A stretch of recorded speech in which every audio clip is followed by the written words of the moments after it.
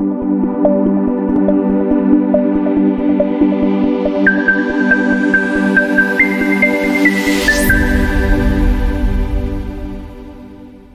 सामने NDA 2025 first paper के regarding कुछ नए पीवाईक्यूज जो कि इंटीग्रेशन चैप्टर से रिलेटेड हैं उनको डिस्कस करने वाला। अभी तक होप ये कर रहा हूं आप सभी से कि आप सभी अपने प्रिपरेशन के एकदम पीक पॉइंट पे होंगे, because there is a time of 20 days only for your examination, that is on 13th of April। तो अगर आप 13th of April पेपर के लिए टोटली कंसंट्रेटेड हैं तो ये लास्ट 20 डेज ही बचे हैं आपके पास, बस 20 to 23 डेज बचे हैं, बस उससे ज्यादा टाइम आपके पास नहीं बचा है। अब इस लास्ट 20 डेज में किया क्या जा सकता है, सबसे इंपॉर्टेंट पॉइंट। और दूसरी बात, अगर मेरी प्रिपरेशन अब कंप्लीट हो चुकी है तब तो बहुत अच्छी बात है, लेकिन अगर इन सब के बावजूद भी कहीं पर कोई पॉइंट बच जाता है, कहीं पर कोई चैप्टर में परेशानी आती है, या ऐसा लगता है कि भाई सब कुछ ठीक है, 75 मार्क्स आ रहे हैं, बट कहीं ऊपर नीचे 2-4 क्वेश्चन हो सकता है मैथ के पेपर में या फिर किसी और सब्जेक्ट के पेपर में, फिर क्या किया जा सकता है? फिर एक ही बात हो सकती है कि ये 20 डेज उन्हीं 5-10 मार्क्स को बढ़ाने का प्रयास किया जा सकता है। या फिर आप अभी तक अपने जो पेपर्स दे रहे होंगे, मॉडल पेपर्स, टेस्ट सीरीज जो भी दे रहे होंगे एनडीए के रिगार्डिंग, अगर आपके मान लीजिए 280 मार्क्स आ रहे हैं तो कैसे 20 मार्क्स एक्सटेंड किए जाएं, ये 20 डेज आपको वही सिखाएगा। ये लास्ट 20 डेज की प्रिपरेशन बहुत बहुत बहुत इंपॉर्टेंट होती है। क्यों इंपॉर्टेंट होती है? क्योंकि इसी में मार्क्स हम अपने इंक्रीज कर सकते हैं। अभी तक हमने जो पढ़ा, फाउंडेशन से पढ़ा, बेस से पढ़ा, इंपॉर्टेंट इंपॉर्टेंट टॉपिक्स डिस्कस की, बट अब क्या करना है? अब लास्ट में आपको नए कॉन्सेप्ट्स नहीं पढ़ने, आपको नया चैप्टर उस तरीके से नहीं स्टार्ट करना जैसे आप अभी तक करते आए। जैसे आप एनसीईआरटी उठाते थे, कोई किताब उठाते थे, आप पढ़ना चालू करते थे, या किसी का लेक्चर उठा के देखते थे, आपको वैसे अब पढ़ने की आवश्यकता नहीं है। So what is the new strategy in last 20 days, right? So new strategy क्या होनी चाहिए? फर्स्टली आपको पीवाईक्यूज ऑब्जर्व करने हैं। क्या ऑब्जर्व करने हैं? पीवाईक्यूज ऑब्जर्व करने हैं किसी भी चैप्टर के। फॉर एग्जाम्पल, मान लीजिए आपने इंटीग्रेशन उठाया, इंटीग्रेशन क्योंकि बहुत लेंदी चैप्टर है, अब इतना लेंदी चैप्टर आप नहीं कवर कर सकते हैं विद इन लास्ट 10-20 डेज में, क्योंकि अगर इस चैप्टर में आप फंस जाएंगे तो हो सकता है आप बाकी चैप्टर्स पे भूल जाएं।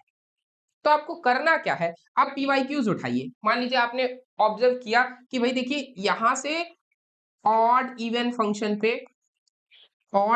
फंक्शन से रिलेटेड एक सवाल आ रहा है, प्रॉपर्टीज ऑफ डेफिनेट इंटीग्रेशन लग रही है, उससे हर रिपीटेडली ईयर में 1-2 सवाल आ रहे हैं। या फिर आप ऑब्जर्व कर रहे हैं कि देखिए डेफिनेट इंटीग्रेशन से एक सवाल, 2 सवाल, 3 सवाल कंटिन्यूअसली पूछ रहा है, तो आपने क्या किया? डेफिनेट इंटीग्रेशन की प्रॉपर्टीज को रिवाइज किया, 5 साल के पीवाईक्यूज लगा लिए, 2021 से 2024 तक के पीवाईक्यूज आपने लगा लिया। कम से कम 8 पेपर्स होते हैं, 4 साल का भी मिला लूं तो 8 पेपर्स होते हैं। अगर आपने इन 8 पेपर्स को लगा लिया तो आपका ये तो तय हो गया कि भाई इस चैप्टर से जितना क्वेश्चन आएगा मैं 50% कर पाऊंगा पक्का। मैं 100% की गारंटी तो नहीं लेता, बट 50 to 60% इस चैप्टर से मैं कर लूंगा। और अगर आपने इन 20 डेज में पहले कुछ चैप्टर्स तो आपके तैयार होंगे, ये मैं होप करके चल रहा हूं। अगर नहीं तैयार है तो फिर आप ये स्ट्रैटेजी अप्लाई कर सकते हैं, और ये स्ट्रैटेजी बहुत बहुत बहुत कारगर है। इसलिए भी कारगर है क्योंकि एनडीए का जो पैटर्न है वो रिपीटेड पैटर्न है, बहुत ज्यादा चेंज नहीं होता है। आप क्वेश्चन का लेवल देखेंगे ना तो कॉन्सेप्ट सारे सेम होते हैं, थोड़ा थोड़ा चेंज होता है क्वेश्चंस में, वो आपको सोचने पर मजबूर करता है पेपर, बस इतना ही है। ठीक, ये बात समझ में आई? चलो, एंड ये भी मैं इस समय होप कर रहा हूं कि आपका जोश बहुत हाई होगा। ठीक है, तो एक बार मेरे साथ, हाउस द जोश, हाउस द जोश। So you should be saying that very high sir, क्योंकि अगर इस समय हाई नहीं है आपका जोश तो फिर समझ जाइए कि फिर अब 20 दिन बचा है, अब नहीं हाई होगा तो कब होगा। तो ये आपकी पहली बार है, आप लड़ने जा रहे हैं, और होप करता हूं कि आप इसमें सक्सेसफुल होंगे, विक्ट्री आपको हाथ लगेगी, है ना? आप अपना परचम लहराएंगे इस एग्जाम में, और उसी आशा के साथ मैं अपना वीडियो शुरू कर रहा हूं। आइए आज हम डिस्कस करेंगे कुछ इंटीग्रेशन के क्वेश्चंस को, राइट? चलिए, जैसे कि क्वेश्चंस मैं जो आए हुए हैं उनको आपके सामने लेकर आया ही हूं, बट मुझे इसमें क्या इंपॉर्टेंट लगता है कि जैसे जो भी क्वेश्चन है मैं ये बताते जाऊंगा ये किस टॉपिक से रिलेटेड है और इसमें क्या क्या छोटे छोटे कॉन्सेप्ट्स लग रहे हैं। For example the first question that is what is -1 to 1 3 sin x minus sin 3x cos square x dx equals to.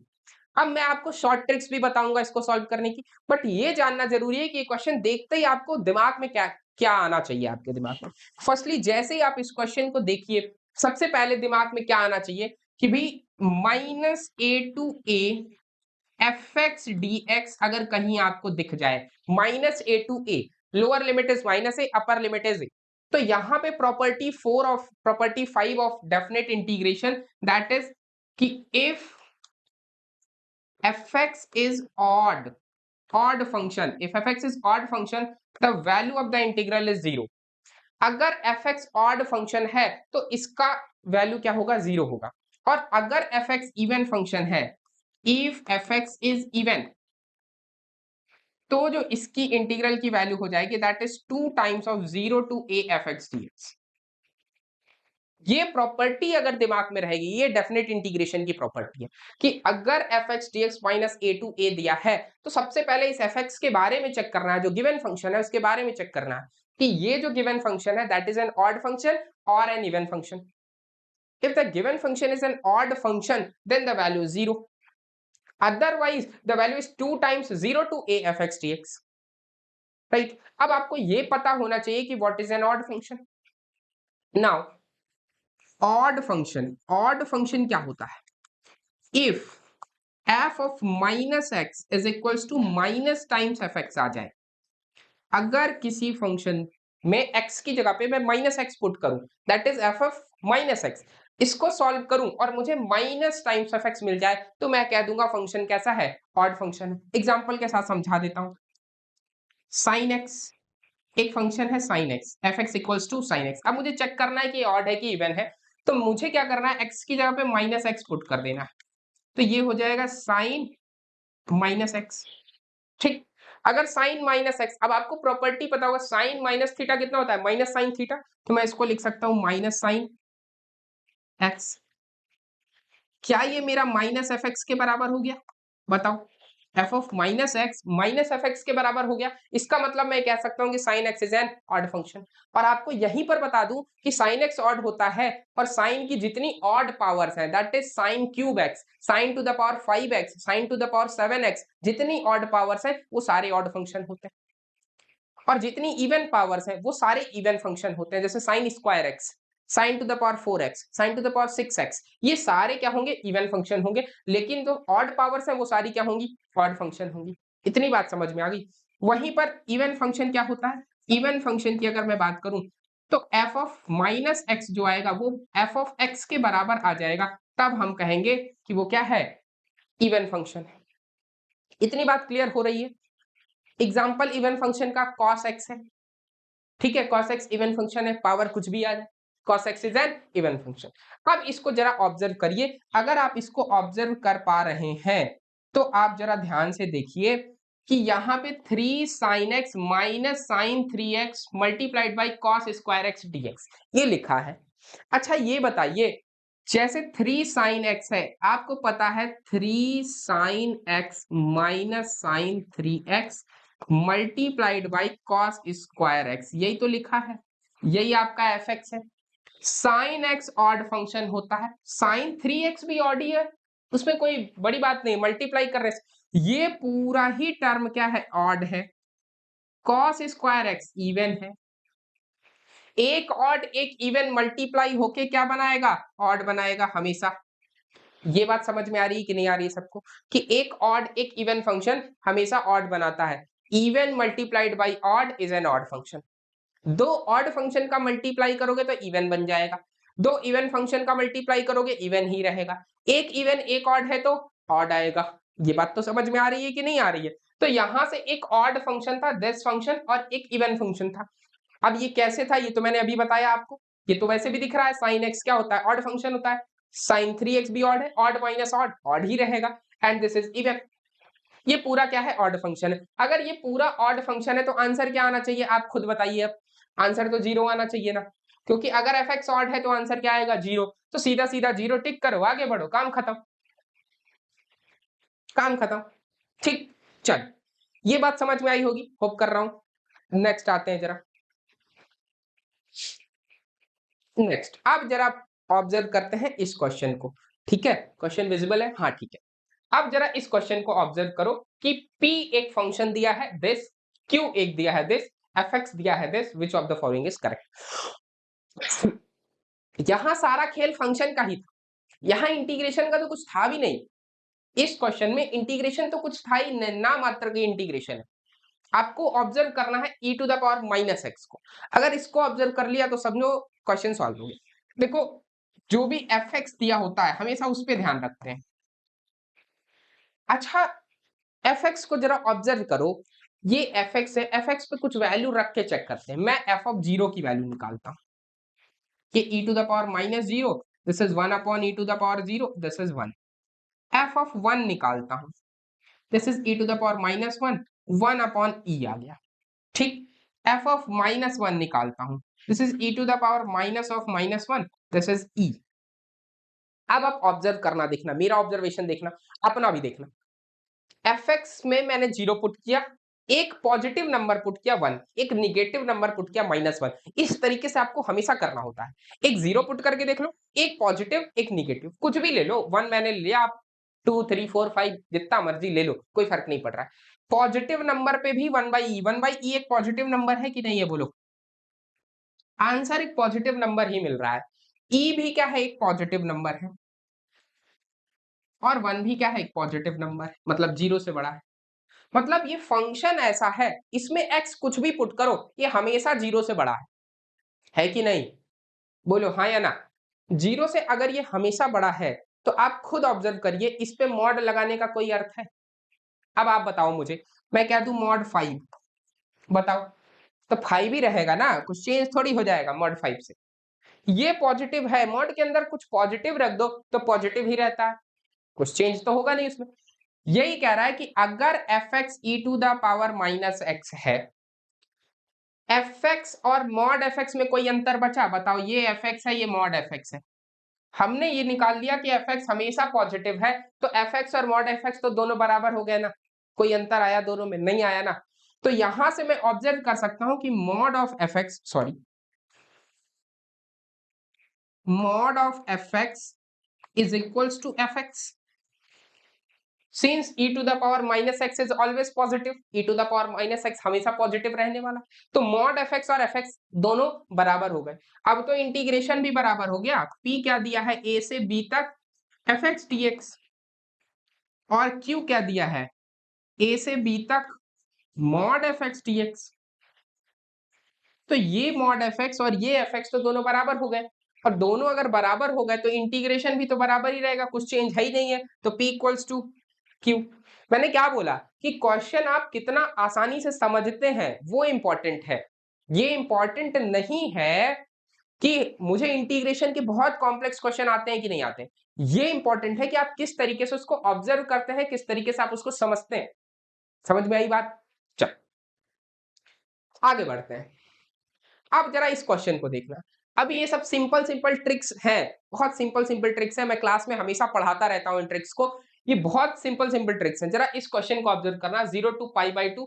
अब देखना, आप ये भी ऑब्जर्व करो, हमेशा लिमिट वाला ज्यादा पूछ रहा है, इसका मतलब डेफिनेट इंटीग्रेशन ज्यादा इंपॉर्टेंट है, इनडेफिनेट से डेफिनेट इंटीग्रेशन ज्यादा इंपॉर्टेंट है। इस क्वेश्चन को जरा अगर आप ऑब्जर्व करोगे 0 टू π/2, एक मैं आपको डायरेक्ट रिजल्ट बताता हूं कि अगर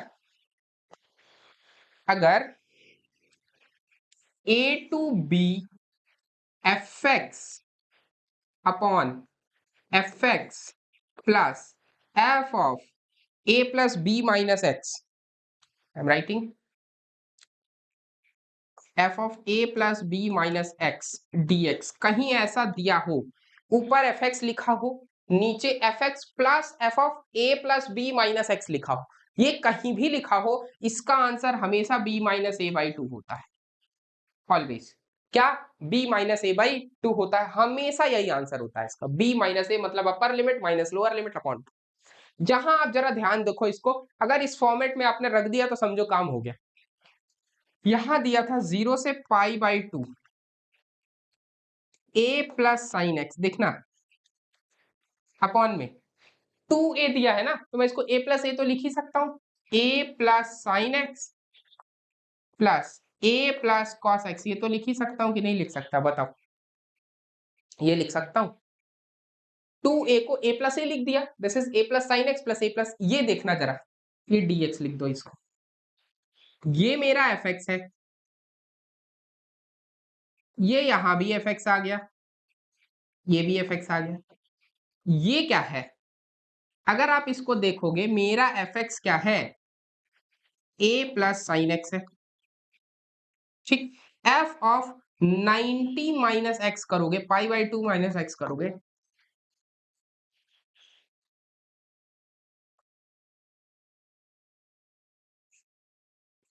a प्लस कॉस एक्स आ जाएगा। इसका मतलब ये क्या लिखा है? This is f of pi by 2 minus x, बोलो हाँ या ना? क्या सेम ऊपर जैसा नहीं हो गया? a plus B minus x, A plus B क्या है? पाई बाई 2, तो this is f of pi by 2 minus x. अगर ये है तो इसका आंसर क्या होना चाहिए? b minus A by 2। इसका मतलब इसका आंसर होना चाहिए पाई बाई 2 माइनस 0 अपॉन 2। क्या पाई बाई 4 इसका आंसर होगा? क्या टिक लगा दें? बोल भाई हाँ या ना? तो इस तरीके से आपको क्वेश्चन को समझना बहुत इंपॉर्टेंट है। ये क्वेश्चन समझ में आया? पक्का? आगे बढ़े, चलो अब जरा इसको देखना, ये भी बहुत आसान क्वेश्चन है। इस तरीके, ये रिजल्ट तो आपको बहुत ही ज्यादा इंपॉर्टेंट है, रिजल्ट आपको पता होना चाहिए, ठीक है। इस क्वेश्चन को जरा ऑब्जर्व करते हैं, देखना मैं आपको रिजल्ट बताते चल रहा हूं। अगर आपके पास कहीं इंटीग्रेशन ऐसे आ जाता है, a sin x plus b cos x upon c sin x plus d cos x dx, इस तरीके का क्वेश्चन आ जाए, आपको डायरेक्ट रिजल्ट याद रखना है, ए बी सी डी, यहाँ पे 4 कांस्टेंट्स हैं, sin x cos x sin x cos x ऐसे रहेंगे, ठीक है। यहां देखना जरा क्या होता है, a c plus b d upon a c plus b d upon C square plus D square x plus, जरा ध्यान देना मैंने क्या किया है, ए सी बी डी, मैंने इन कॉन्स्टेंट्स को मल्टीप्लाई करके जोड़ दिया है, a c plus b d upon C square plus D square. इतना समझ में आया कि नहीं आया, बोलो भाई? क्लियर? अब देखना, अब क्रॉस मल्टीप्लाई करो, B C minus A D, अब क्या करना है, B C minus A D upon C square plus D square. इतना तो क्लियर हो रहा है। पहले मैंने क्या किया, सीधा सीधा कांस्टेंट को मल्टीप्लाई करके ऐड किया, अब क्रॉस मल्टीप्लाई करके ऐड कर रहा हूं। इतना समझ में आ रहा है?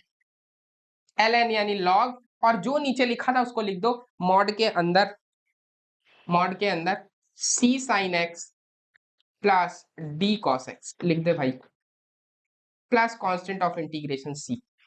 अगर ये रिजल्ट आपको याद है तो समझो हो गया क्वेश्चन। अब आपको देखो इसका ये आंसर पहले से गिवन है कि भाई ये क्वेश्चन है, इसका आंसर इस फॉर्मेट में आएगा। अब इसको जरा कंपेयर करो मेरे रिजल्ट से, देखो अल्फा एक्स अपॉन 29 लिखा है, यहां लिखा है दिस एक्स अपॉन दिस। अब यहां से आप कंपेयर करो जरा, ये लिखा है 3 cos x plus 4 sin x upon में 2 cos x plus 5 sin x dx। अब आप इससे ऑब्जर्व करो, a sin x मतलब a की वैल्यू 4 है, b की वैल्यू 3 है, c की वैल्यू 5 है और d की वैल्यू 2 है। ये अगर आपने कंपेयर करके लिख लिया फिर सब लिख दोगे। नाउ ac प्लस bd निकालो, ac is 5 4 जा 20 plus bd is 6, this is 26, c square plus d square is 29।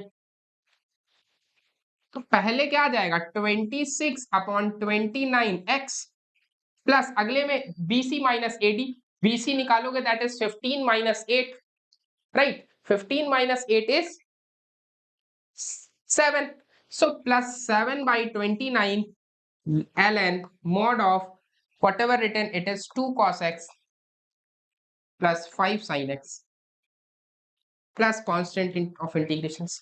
now compare it, अगर जैसे ही आप कंपेयर करोगे तो अल्फा की जगह आपको 26 मिल गया, बीटा की जगह 7 मिल गया, क्या दिक्कत है? Alpha x upon 29, this is 26 upon 29, beta x, beta ln 2 cos x plus sin x upon 29, इसका मतलब हो गया alpha is equals to 26 and beta is equals to 7। ये क्वेश्चन समझ में आया, अगर ये रिजल्ट याद है तो ये क्वेश्चन हो जाएगा। ठीक है, मैं टफ चैप्टर्स लेके आऊंगा आपके सामने, वो चैप्टर्स जिसमें आप बहुत ही ज्यादा डिफिकल्टी फेस करते हैं, जैसे इंटीग्रेशन हो गया, आप डिफरेंशिएशन हो गया, ऐसे चैप्टर जिससे आप भागते हैं, स्टैटिस्टिक्स हो गया, प्रोबेबिलिटी हो गया। इन 20 दिनों में मैं ये चैप्टर्स लेके आऊंगा आपके सामने। अब आपकी मर्जी है, आपको पढ़ना है कि छोड़ना है, और छोड़ के किसी का भला हुआ नहीं है। छोड़ के भागोगे कब तक, है ना? तो छोड़ के नहीं भागना है, पढ़ना है। आगे बढ़ते हैं, जरा देखते हैं फटाफट। Consider the following for next statement. अब ये भी बहुत अच्छा सवाल है। अगर मैं इसकी बात करूं, एक सिंपल सा रिजल्ट आपको बताता हूं। ये फंक्शन, सारा फंक्शन जो कुछ भी गिवन रहता है इसी पर डिपेंड करता है। आप 1 मिनट क्वेश्चन पढ़ लो। क्वेश्चन पढ़ लिया, आप पढ़ने के बाद जरा मेरा तरीका सुनना। आपको सबसे पहले एफ एक्स ढूंढना है। एफ एक्स क्या है? Mod sine x.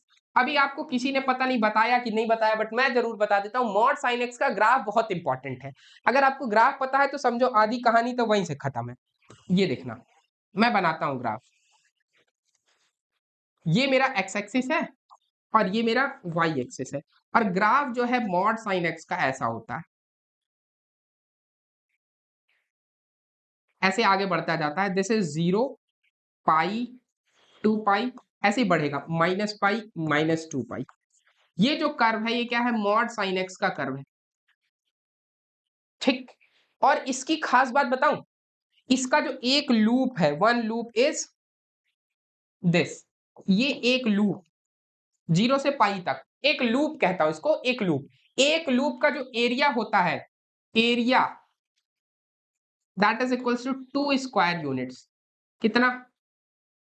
2 square units है, रट लो। चाहे cos x हो चाहे sin x, एक लूप का एरिया 2 स्क्वायर यूनिट्स, रट लो। और होता ही होता है, उसमें कोई डाउट नहीं है। अगर ये 2 स्क्वायर यूनिट्स, अब जरा देखना क्वेश्चन, देखना क्या पूछा है। इंटीग्रेशन का मतलब तो एरिया ही होता है ना। जब मैं बात कर रहा हूं a से b F x d x, इसका मतलब है कि जो भी ये एफ एक्स है, ये a है, ये b है, a से b तक जो एरिया है वही इंटीग्रेशन बताता है। ठीक है, तो यहां पे आपसे पूछ क्या रहा है, जरा देखना क्वेश्चन में क्या पूछ रहा है। a से a plus 100 pi mod sine x d x, ये फाई a है। What is phi a equals to, मतलब फाई a की वैल्यू बताइए। तो क्या है ये? बेसिकली ये आपका, बेसिकली ये क्या है?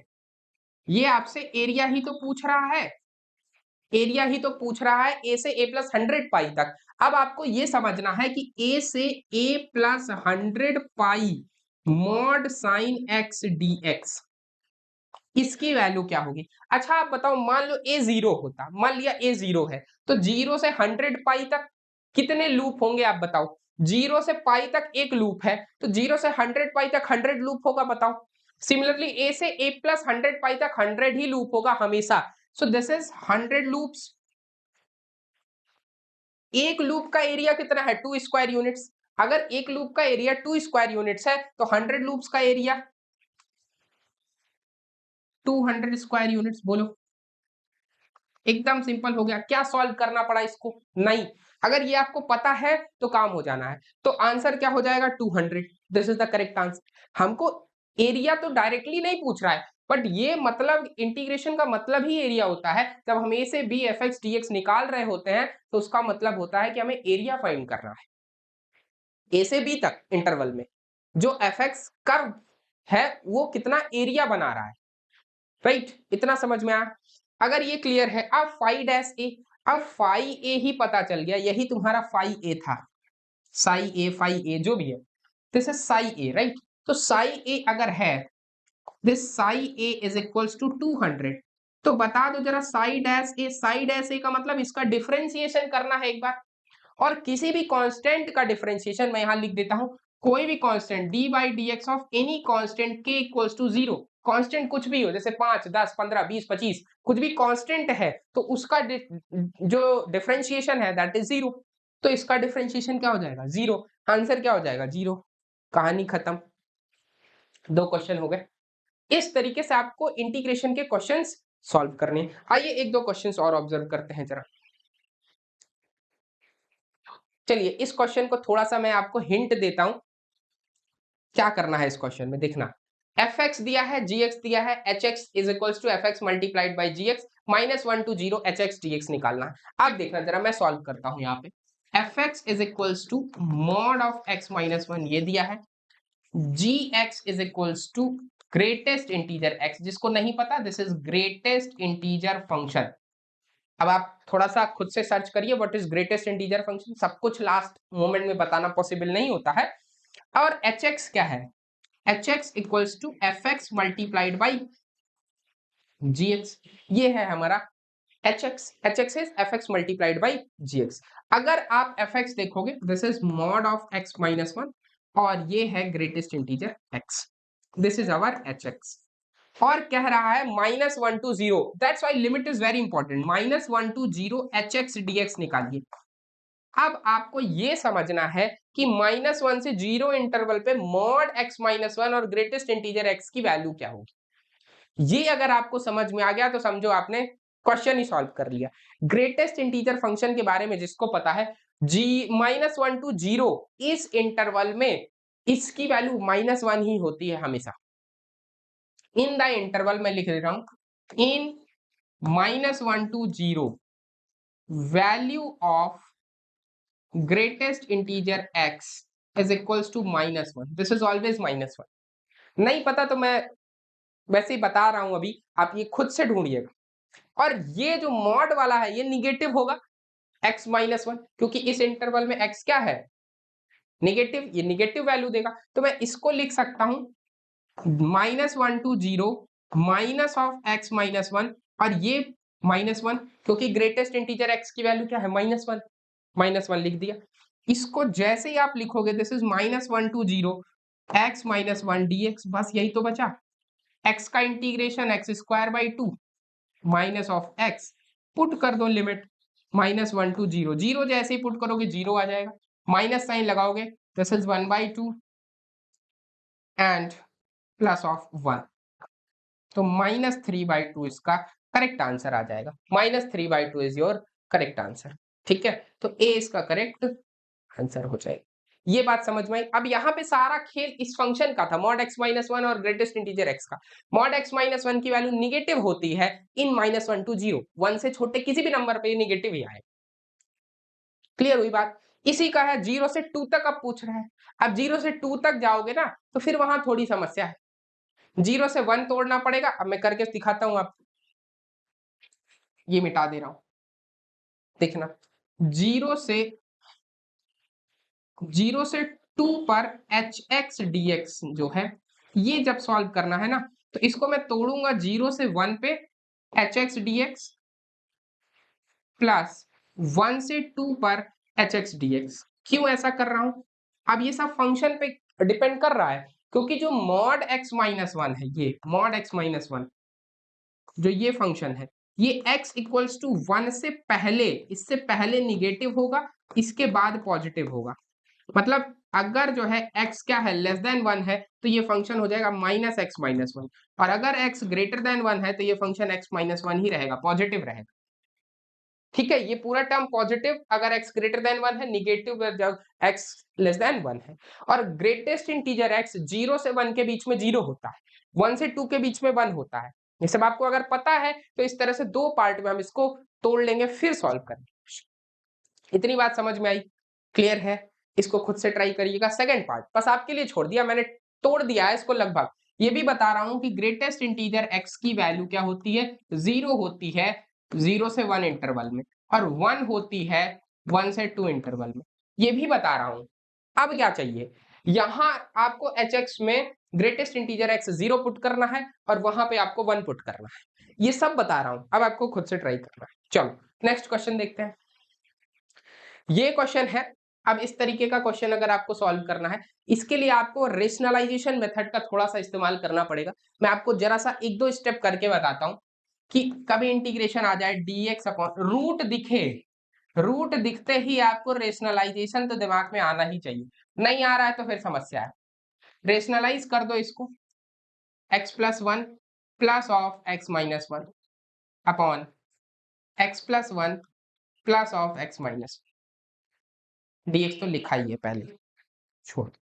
अब जैसे ही आप रेशनलाइज करोगे ना ये क्या बन गया देखना जरा, ऊपर तो ऐसे ही रहेगा root x plus one plus root x minus one upon में देखना x plus one minus of x minus one d x, और इसको जैसे ही सॉल्व करोगे ये आ जाएगा root of x plus one plus of root of x minus one d x. इसको जरा सॉल्व करो, एक्स माइनस एक्स कट गया, वन प्लस वन टू बच गया। ठीक, अब इसको मैं लिख सकता हूं वन बाई टू, अलग अलग कर रहा हूं, root x plus one d x plus of root x minus one d x.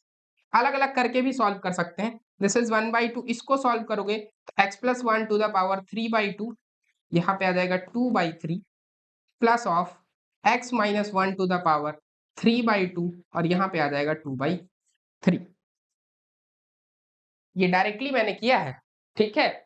और यहां से आपको अल्फा बीटा की वैल्यू निकालनी बहुत आसान है। अल्फा बीटा अगर आप कंपेयर करोगे, इस वन बाई टू को मल्टीप्लाई करोगे तो यहाँ वन बाई थ्री बचेगा, यहाँ भी वन बाई थ्री बचेगा। Alpha is one by three, beta is one by three, और दोनों का आंसर कितना, one by three, one by three. तो इंटीग्रेशन इतना डिफिकल्ट नहीं था, बस हम ऑब्जर्व नहीं कर पा रहे थे। इतनी बात क्लियर हुई। चलो, ये क्वेश्चन बहुत बहुत बहुत ही ज्यादा फेमस क्वेश्चन है, पिछले 2 साल से लगातार पूछ रहा है। अब इस क्वेश्चन का मैं आपको सीधा ट्रिक बताता हूँ, बहुत ज्यादा दिमाग नहीं लगाना है। कभी भी आपको ऐसे दिया हो 3f(x), जैसे ये क्वेश्चन दिया है, plus f of one by x is equals to one by x plus one.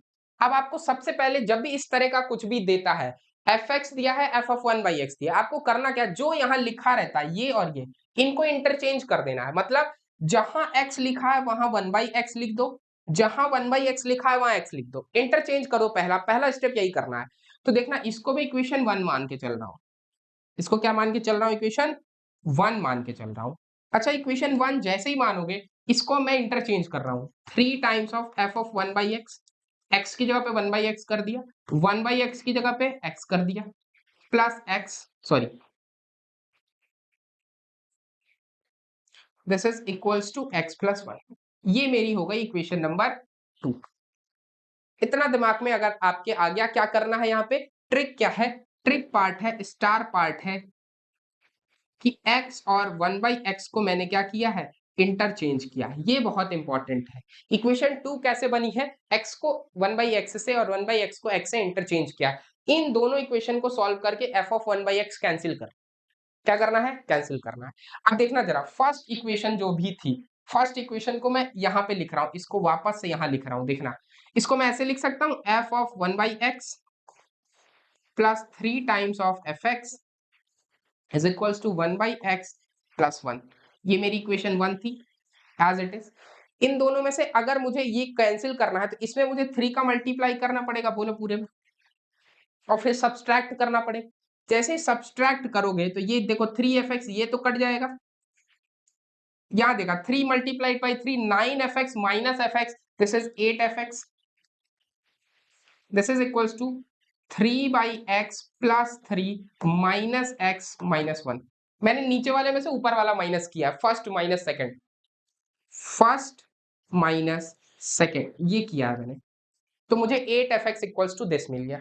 यहां से मैं लिख सकता हूं eight f x equals to, देखना, three by x minus x plus of two, ये तो लिख ही सकता हूं। एफ एक्स क्या आ गया देखना जरा, three by eight x minus x by eight plus of one by four, यही आ गया एफ एक्स।